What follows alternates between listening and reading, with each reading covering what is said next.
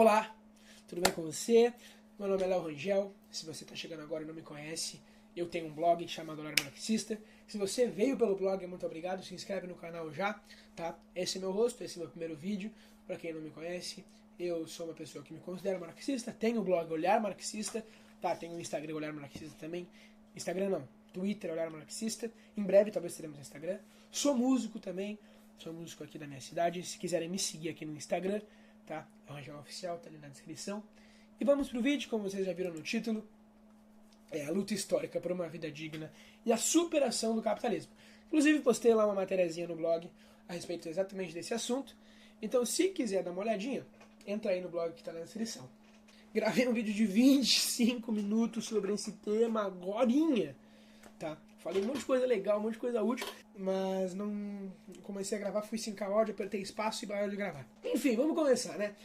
Queria começar dizendo que o fim da escala 6x1 não é a primeira pauta trabalhista da esquerda, não vai ser a última, não tem que ser a última, não vamos baixar a guarda agora, vamos seguir a luta, porque a gente precisa sempre numa luta constante, porque a grande verdade é que o sistema capitalista não permite a classe trabalhadora descansar, né? Então, a única solução viável é realmente a superação desse sistema que tem por sua raiz a exploração da mão de obra e a ascensão da propriedade privada. Então, vamos começar agora o raciocínio, tá? O trabalhador, no modo capitalista de produção, ele não tem muito... Quer dizer, ele não tem voz, tá? Isso se dá porque o sistema ele se alimenta com a pobreza, né? A miséria, a fome, tudo de ruim que o trabalhador e as classes mais baixas, elas sofrem, são só ferramentas de manutenção do sistema capitalista, tá? Além disso, essa precarização do modo de vida do trabalhador, ela é gradualmente aumentada, tá? Ou seja, quanto mais tempo passa, a classe burguesa ela vai acumular mais riqueza, enquanto quem está lá embaixo, na base da pirâmide, quem for mais pobre, vai sempre ser explorado, tá? Então Marx e Engels, lá atrás, se juntaram para falar sobre a luta de classes, que nada mais é do que a tomada de consciência do nosso proletariado, do trabalhador, da gente, tá? Que nada mais é que a tomada de consciência do trabalhador em relação à sua posição na sociedade, tá? E essa busca, tá? Essa busca da consciência vai levar também a outra busca que foi definida por Engels, da busca da superação do capitalismo, tá? Que significa a tomada dos meios de produção e a conquista da ditadura do proletariado. Muito importante esse termo, e se você ficou assustado, você não conhece o comunismo, você não sabe o que significa isso, não se assusta. Calma, fica sentadinho aí, não fecha o vídeo, que eu vou falar mais sobre ao longo do vídeo, tá? Então vamos embora. Desci um pouco meu roteiro aqui e vamos embora. É evidente que na nossa democracia burguesa, tá? Por que a democracia é burguesa? Quem detém os meios de produção? Quem detém maioria no Congresso? Quem detém maioria política? Quem detém o poder político de verdade? A burguesia, então, é a democracia burguesa, tá? Enquanto classe, a burguesia, ela vai defender os seus interesses enquanto classe, tá? Isso é mesmo que você, trabalhador, exerça o seu direitinho, o seu direito de sair de sua casa no dia da eleição e lá votar, o seu poder de mudança não vai ser um poder muito alto. Isso quer dizer que tu não tem que votar? Não. Vai lá votar, né? Que dentre as nossas ferramentas que a gente tem, isso é uma das coisas que a gente pode fazer, mas não é só isso, a gente não precisa só votar, né? Por isso que é tão importante a organização, que ao longo do vídeo eu vou falar um pouquinho mais sobre organização, tá? Só que por que o nosso voto não vale tanto? Porque o sistema ele simplesmente é construído para nossa derrota, para a derrota do trabalhador. Ele é construído para isso. E a defesa, né? A defesa da democracia, que tanto os presidentes falam que o Lula vai lá e diz que vai lutar pela democracia. Ele não vai lutar pelo trabalhador, tá? Porque a democracia, por mais que não seja dos piores sistemas de governo, ele não vai lutar por ti, o cara, o trabalhador. Não é isso que ele vai fazer, por N motivos. Mas, começando, sem ir muito longe, indo um pouquinho longe, a gente vai lá, bem antes, para falar sobre Rousseau. Rousseau é aquele cara que fala que o homem nasce bom e a sociedade o corrompe. Esse é o Rousseau. E ele escreveu um livro lá chamado O Contrato Social. Tá? E nesse contrato social, basicamente ele fala sobre o contrato social, que a sociedade tem sem lei. Tá? Não precisa ter nada escrito. É um contrato social, só que a gente tem que, por exemplo, que não é pra matar ninguém, por exemplo. Tá? Só um exemplo bobinho, bem bobinho mesmo. Só pra dar um exemplozinho. Só que ele fala nesse livro que pro ser humano, pra gente, pro indivíduo conseguir exercer a sua vontade real, ele tem que ter condições para isso. E por que no sistema capitalista essa condição não é dada a ti? Porque ele fala sobre vontade natural. E quando um sistema te força a uma competição que é literalmente forçada, ele usa a força, não uma escolha. Tu precisa competir no mercado, porque tu precisa estar sempre se renovando. Quando tu vai pegar o transporte público, tu não vai ficar com raiva do transporte público ser uma merda, né? Tu vai ficar com raiva da velhinha que está sentada no assento preferencial, porque não tem ônibus para todo mundo. Ou seja, quando é tirado o natural. Por que é tirado o natural? Porque a gente, por espécie humana, o ser humano, todas as espécies animais, elas vão cooperar. Isso é o Rousseau que fala, tá? Então, ele fala isso lá da monarquia, né? Porque ele escreveu esse livro por 1760 e alguma coisa, tá? Então ele fala isso lá da monarquia, mas a gente não foi muito longe, né, agora no sistema capitalista. A gente continua competindo e a gente precisava cooperar lá nos nossos primórdios enquanto espécie, tá? E quando essa competição acontece, aliada com fome, moradia precária, transporte precário, saúde precária, educação, a gente nem se fala educação no Brasil. Isso ocorre como uma forma de manutenção e auxilia, né, a falta de compreensão dos nossos anseios naturais, tá? A gente perde o senso de sociedade e afins, porque a gente não tem, porque o Estado, ele não te... Por exemplo, vamos pegar o exemplo da educação. Como é que o Estado vai educar o seu estudante a ter pensamento crítico? Não tem como o Estado fazer isso. Por quê? Porque se o trabalhador crescer, trabalhar, né, e perceber que ele é explorado, tá? Que ele produz um carro para ganhar 2% do que o carro tem, ele nunca vai ser submisso a um sistema desse. Se ele tiver senso crítico, ele nunca vai cair na balaia de que se ele ficar trabalhando, se esforçando no sistema capitalista, ele vai ficar rico. Não vai cair nessa baleia se ele tiver pensamento crítico. Então, a educação sucateada é uma ferramenta de manutenção do sistema capitalista, do modo capitalista de produção. E ponto, tá? E isso tira o teu... Não é o teu direito, mas é a tua capacidade de escolha. Mas não é por tua falta de capacidade, entendeu? Não é pela minha falta de capacidade de analisar as coisas. Não é por a gente faltar inteligência. Porque o sistema constrói a gente para ser de uma forma. Não à toa, o sistema capitalista é o sistema vigente no mundo todo. Ademais, eu posso também falar sobre por que a democracia burguesa não defende a vontade do povo. Uma prova, né, que não defende. Por exemplo, a Margaret Thatcher, falava que a esquerda só não está no poder porque ela não ganha eleição.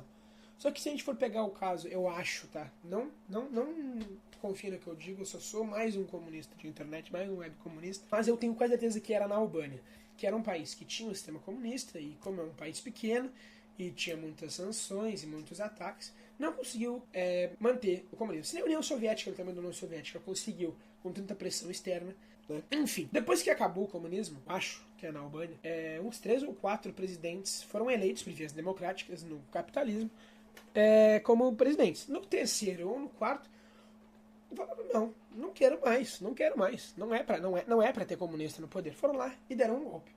Tá? Então não vem com essa dizendo que a esquerda não ganha eleição, porque não é por isso. Mas vamos só supor que as eleições não são feitas para a esquerda ganhar. Vamos só supor, porque não é isso que acontece. Tá. Mas vamos pegar um exemplo bem mais perto, né? Que todo mundo pelo menos deveria escutar no ensino médio. Não sei se escuta. O meu ensino médio eu escutei. João Goulart. Tá? Quem foi João Goulart? Na minha opinião, na opinião de vários marxistas, na opinião de várias pessoas da esquerda radical, consideram que o João Goulart foi o único presidente da história do nosso país que foi realmente de esquerda mesmo. O que aconteceu com o João Goulart, gente? O João Goulart governou de 61 a 64. O que aconteceu em 64? Vocês podem me lembrar? Né? Golpe militar. Ditadura civil militar foi implantada em 1964. E antes que venham os lulistas dizer assim, o Lula é de esquerda... Enfim, beleza. O governo Lula lá foi o Lula mais de esquerda, digamos assim, né? Que foi mais pro lado da esquerda. Só que o segundo foi muito social-liberal, era um centro-esquerda, meio que viajava pela direita. E o Lula 3 agora nem precisa dizer que é direita, muito direita, né? Flertando com o neoliberalismo a rodo. Inclusive, outro mecanismo, né? Que dizem muito que o comunismo vai roubar a tua casa. Para você, trabalhador que não sabe o que é comunismo ou que acha que sabe o que é comunismo. Se o comunismo vai roubar a tua casa, saiu uma política aí do governo Lula que, se tu atrasar o teu financiamento, se o trabalhador que fez o financiamento tiver um mês ruim e atrasar a tua casa, o teu financiamento, o banco agora tem o direito de tomar a tua casa de você. Tá? E é isso. Aí, e só isso mesmo, tá? Então, onde que eu quero chegar? Eu acho que tu que tá vendo o vídeo já entendeu mais ou menos, tá? A ditadura do trabalhador nada mais é do que expurgar a classe dominante de lá do poder. Tirar de lá, tá? E se tu tá pensando que é muito distante, a gente já tivemos exemplos, né, de quem fez isso. Eu podia falar da União Soviética, mas não vou falar da União Soviética, eu vou falar de Cuba. É um país que muita gente adora, né? Cuba. O que aconteceu em Cuba, cara? Cuba, a Revolução Cubana, Fidel Castro e Che Guevara fizeram exatamente isso. Expulsaram quem tava lá, os burgueses lá do poder, tá? Tiraram, ó, rala. Teve muita gente morta, que eu acho que tinha que ter sido morta, tá? Como em toda revolução, gente. E é uma mentira dizer que todo mundo que era burguês morreu. Que não é verdade, porque teve julgamento, tá? Foram para julgamento. Teve gente que só pegou prisão perpétua, teve gente que foi condenada à morte, e tem morte em toda a revolução. Inclusive da Revolução Francesa, que foi uma das mais violentas da nossa história, que é romantizada pela direita, e toda a violência que teve durante a Revolução Francesa, a direita tenta ali, né, dar uma escondida, mas toda a revolução tem violência. Nenhuma revolução tu chega e dá um pãozinho, e dá um cafezinho, e dá uma florzinha pro governante e ele vai sair do poder para te tomar. Não é assim que funciona. Não é assim que funciona uma revolução, né? Nenhuma revolução é feita com flor. Sempre vai ter morte, sempre vai ter briga. E também teve gente que foi presa, teve gente que foi prisão perpétua, teve gente que morreu, mas teve gente absolvida também em Cuba, tá? E nos Estados Unidos até hoje tem prisão perpétua, tem pena de morte, não só lá, em outros lugares do mundo também. Então, sem essa de demonizar, porque, enfim, né? A ditadura do trabalhador, então, né? Os dados apresentados, nada mais é do que tornar os meios de produção alguma coisa que seja de acesso e consciência de quem produz de verdade, que nada mais é do que o proletariado, o trabalhador. Né? No capitalismo, muitas vezes a gente acaba separando o produto da produção real. O que isso significa, meu Deus do céu? Por exemplo, uma caneca. Tá? Uma caneca produzida no capitalismo, ela perde o valor de caneca. Ela perde o valor do trabalho que foi depositado. Aqui, esse trabalho se perde o valor. Tá? A gente coisifica as coisas. Ficou meio ambíguo, mas é basicamente isso. A gente coisifica isso aqui. A gente, por exemplo, transforma um tênis de marca, um tênis da Adidas, um tênis da Fila, por exemplo, em algo, a gente superfatura e a gente esquece que a mão de obra desse tênis ganha menos de 1% do que o serviço ofertado por ele vale. Isso, essa caneca, esse tênis, a gente vê como um produto e só como um produto.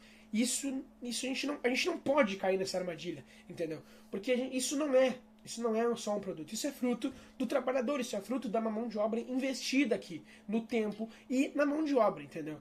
E o Marx, ele nos ensina isso lá no inicinho do Capital, tá? O velho da barba sabe o que ele tá falando, tá? E no inicinho do Capital ele fala exatamente sobre isso. Então, isso que eu tô dizendo que deveria acontecer, essa consciência do que é produzido, essa consciência para onde vai o que tu produz, no capitalismo ela é insustentável, entende? Porque os valores estão invertidos no capitalismo. O capitalismo ele não quer que o trabalhador tenha seu valor, porque senão ele não vai ser submisso a esse sistema, entende? Então pensa nisso, meu amigo, pensa nisso toda vez que tu ouvir que o comunismo quer te subverter para o mal, porque na real o capitalismo já faz isso todos os dias contigo, tá? Antes da gente se encaminhar para o fim, eu só quero falar mais uma coisa, tá? Que faz a gente, enquanto classe, ser mantido lá embaixo. E mais um mecanismo para provar que a democracia burguesa ela é mais uma maneira de manutenção do capitalismo. E uma arma que essa democracia burguesa tem é a própria mídia, que é financiada por quem? Pela burguesia. Então, por exemplo, aqui, ó, na pauta escala 6x1. Olha só, falando mal aqui, ó, os debates sobre postos, empregos nos setores mais afetados. Aí, olha lá, escala 6x1, uma nova era, o risco para as alterações trabalhistas. Tá pegando uma discussão, esse terrorismo, essa aqui, ó, do Brasil 61 também, ó. Fim da escala da 6 por 1 PEC pode ter impacto negativo no comércio e aumentar a informalidade. Tá? Que é aquele argumento do que aconteceu com as domésticas, tá? E esse aqui não é uma mídia financiada pela burguesia, tá? Podem ir lá nesse blog que, ó, não é financiado pela burguesia, tá?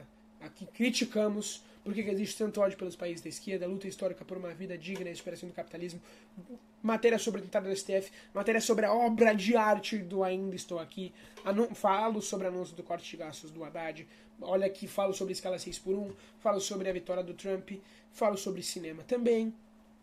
Tá, enfim, agora deu de merchan, vamos voltar pra cá, tá? Cara, eu sei que não tem muito como a gente fugir, muitas vezes, da Globo, da CNN, do O Globo, da Folha de São Paulo, porque, né, são os maiores meios de produção. Meios de produção não, meios de comunicação.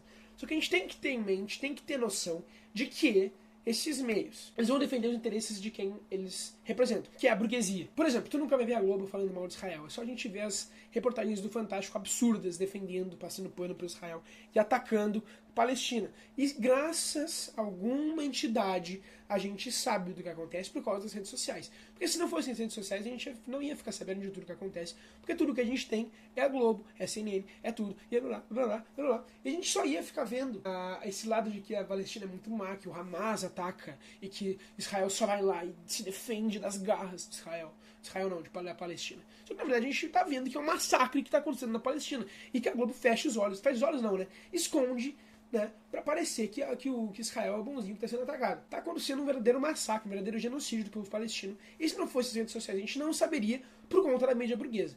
Então, por mais que a gente tenha que se informar por esses sites muitas vezes, a gente tem que ter o senso crítico de saber que eles estão defendendo a sua classe. Entende? Então a gente não pode cair nessa armadilha de não entender que eles estão defendendo os seus interesses. Tá? Quem é o dono da Globo, gente? Agora, finalizando o vídeo, chegando ao final, eu posso dizer para vocês que o legado que o Marx e Engels nos deixam é a mensagem para a união e a luta constante do trabalhador. Não à toa, ele manda os trabalhadores de todos os países, etnias e etc. Univos, pelo amor de Deus. Então a gente vai vencer essa guerra. Não desanime, se possível, organize-se. Procura na sua cidade, no seu estado, um movimento social, um partido. E vamos militar, vamos pra rua. Vamos pedir pelos direitos. E principalmente no nosso contexto aqui no Brasil, não vamos deixar o pauta do fim da escala 6 por 1 esfriar. Não caia no papinho de que a economia vai quebrar. Falaram isso quando o trabalho infantil foi proibido, quando o 13º entrou em voga, quando férias obrigatórias remuneradas foram em voga. Enfim, salário mínimo. A economia não vai quebrar. A economia não vai quebrar, ok? Então, obrigado a você que assistiu até aqui, tá? Espero que vocês tenham gostado.